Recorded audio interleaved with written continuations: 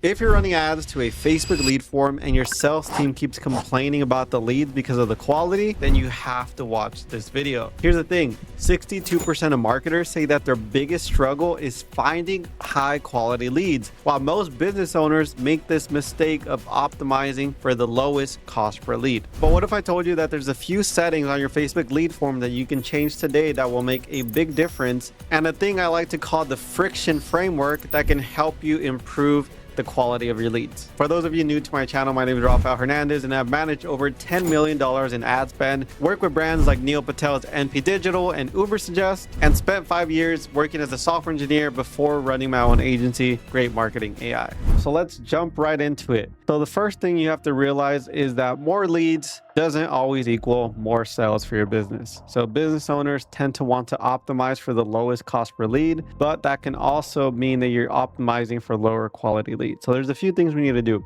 When it comes to the lead form, you have to optimize for higher intent. So when you're creating your lead form, it's going to say what form type, more volume, higher intent, rich creative. Usually I always go with higher intent.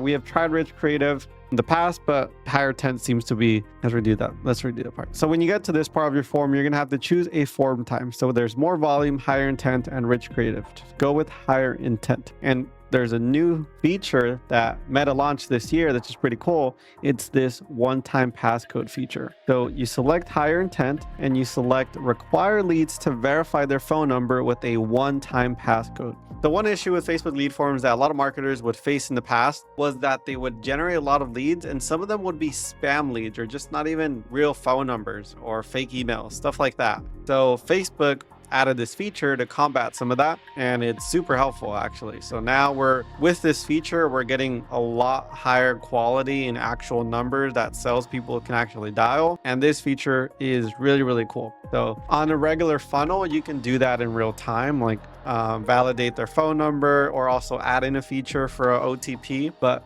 it's really, really nice that we actually have this feature on Facebook lead forms. So yes, you might see an increase in CPL by adding this. But again, remember, more leads and lowest CPL doesn't always equal more sales, right? More leads and lowest CPL doesn't always equal more sales. Generally, you want to look at things like cost per acquisition and things like that. You can go cost per schedule, cost per purchase, etc. The OTP, this one is a game changer. I really like this feature. And if we're seeing lower quality and leads, we usually always enable this. Lately, right off the bat, we've just been turning this on from the get-go. You can try, disabling this feature, just getting higher lead flow and then checking the lead quality manually, make sure everything's good, or you can enable this. Again, this might increase your CPL. Add a greeting with clear offer. Just adding a greeting to your lead form, calling out the target audience, XYZ offer for realtors, blah, blah, blah, whatever it is. Like calling out your ideal audience, fitness program for doctors making over 100K, whatever that is. Just being really clear in the greeting and in the description always helps, right? That copywriting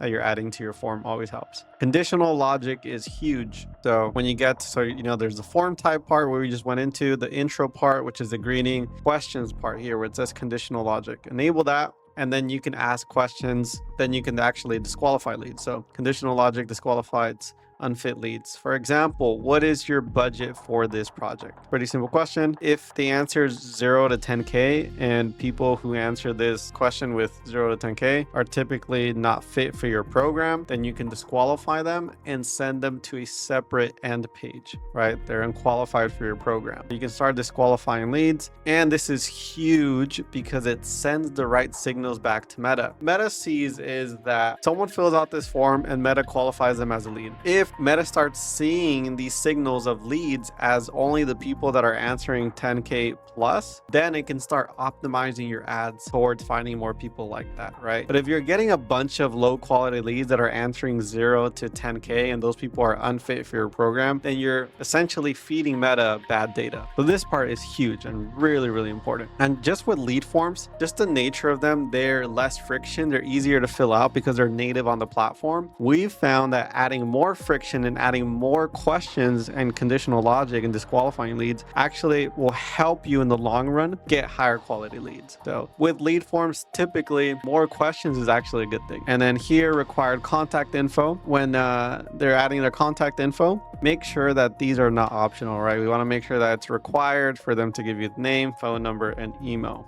Right. It says optional questions can boost conversions, but again, we want real people, real numbers, and we need their contact information. So make sure these aren't optional. The other thing is you can use the BANT framework when you're coming up with your conditional logic questions. So BANT stands for budget, authority, need, and timeline. So what does that look like? When you're coming up with your questions, something for a budget can be like, what's your budget for this project, right? Super simple, 10K, 20K, right? Super simple, but here's where we can start adding the disqualifications, right? Maybe you disqualify if they answer A. Authority can be, are you the decision maker? And then it's yes or no. This one's important because you don't want to get on calls with people who are not the decision maker. You're just going to have wasting your time, and you want to have them ideally on the call. So if they answer they're not the decision maker, then you can send them a message, hey, can we schedule a time when the decision maker XYZ is able to be on the call as well? It'll be a more productive conversation. Need, what are you currently struggling with in terms of your marketing? So this is just an example. Like, what do they actually need? What are you looking for when it comes to your auto insurance? Whatever that is, right? Figure out what exactly are they in need of. Right. So this one's really important to really figure it out. And then you can even try open-ended questions like this where they have to actually type something in. Like, let's just say marketing ADUs. Like, what exactly, what type of ADU project are you looking for? And then they have to type something in. This open-ended question will help you really see the intent of the lead. Timeline, how soon are you looking to fix XYZ? A can be ASAP, B can be in the next 30 days, etc. Right? So like, how soon do they want to get that fixed? Is really important. Also, like for us, for our agency, we like to ask website. And one thing I actually really liked and I started asking is for the actual Instagram handle. Sometimes we'd get janky websites, or maybe they just had a typo. So when we ask for Instagram handle, if there's a typo on their website and I can't find them, then Instagram handle helps because maybe they added this one correctly. Also, just another thing just to qualify them, right? I can click on their website, Instagram handle, get a bunch of information, and helps identify serious prospects fast. Add open-ended question, which is what we talked about over here, right? Short text, minimum characters 10. What's pretty cool on the lead form is that you can actually add a minimum characters count. So instead of just getting a one-word response, you can be like minimum characters 10 or 15. So for like auto service or repair business, what type of service are you looking to get, right? This can be an open-ended question. Fitness coaching program. What is the biggest challenge you face with your fitness goals, right? So why is this important to you right now? Something like that. Open-ended questions. Builds commitment and reveals intent and tone. Because when you read that answer, you can really tell by the tone. And there's other more advanced strategies for, lead scoring that you can use that with. So optimizing for conversion leads. This part is really important, and I'm going to have to do another video, and I have a few other videos on conversion API, optimizing for conversion leads, but you don't just want to optimize for leads, you want to optimize for leads that are actually converting. So what does that look like? So imagine you have this sales funnel that looks something like this. They're a new lead, and then they book an appointment, and then they either show or no show, and then you send a proposal, and then they're sold, right? So the conversion leads performance goal helps you reach higher quality leads with lead ads. If you select this option during ad creation, it's recommended that you connect your CRM to send information to Meta about your leads. After you connect your CRM, you can choose the stages in your sales funnel based on your performance goal. And this helps train the algorithm on who actually is buying. You get lower cost per sale long term, right? So you can begin the process to connect your CRM in Meta Ads Manager when you create the lead ad, or directly from your Meta Events Manager, right? So here's the steps on how to do that. This part's really important, but essentially you configure a funnel. Be like, okay, you're like appointment booked, this stage is important, proposal sent, this stage is important, sold, and then now Meta is actually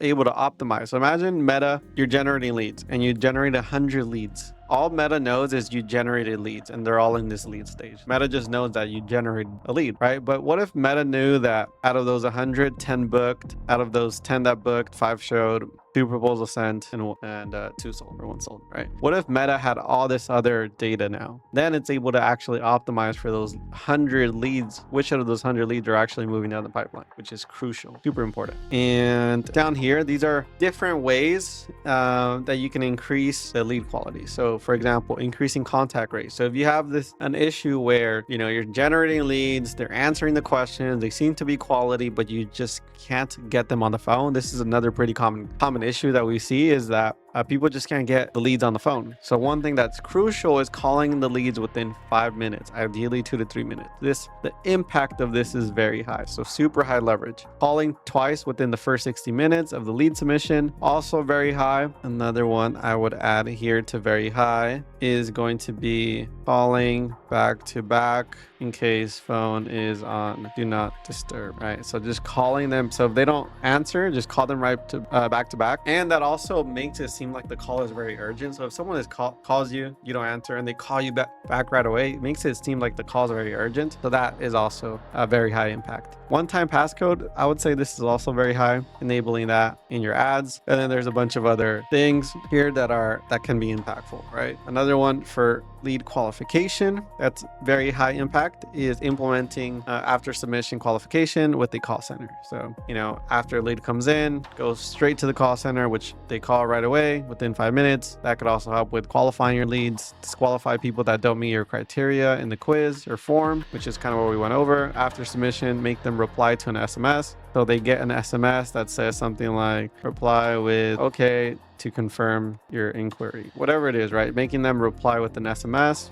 You can also do that for appointments. When you have them book an appointment, just reply yes to confirm your appointment, or else you'll have to be, or else we're gonna cancel it, whatever, something like that. Advertising, use a memorable brand that is unique, target demographics, age and gender of best converting users in your vertical, right? So targeting those demographics is also going to be important. So when it comes to lead quality, there's the things you can do in terms of when you're following up that can increase the contact rates, which is going to help increase your sales. There's also the lead qualification, which is the questions you ask, right? And how you disqualify people, which are super important. And when it comes to your advertising, the creatives and the ad copy you're using is also going to make a high impact. All right, so your ad creative and your messaging. When it comes to the sales team, having them call within 5 minutes, trying new scripts, having a power dialer is important. And then also the thank you page. This is another thing you can optimize for. So having a dynamic thank you page can make a big impact. So making it personalized, show proof and testimonials. So imagine, let's just say if this was a funnel, they go through the funnel, they answer the questions, they put their information, sends them to a thank you page, has their name on it. Congratulations, Rafael, you qualify for the next steps, etc. Stuff like that.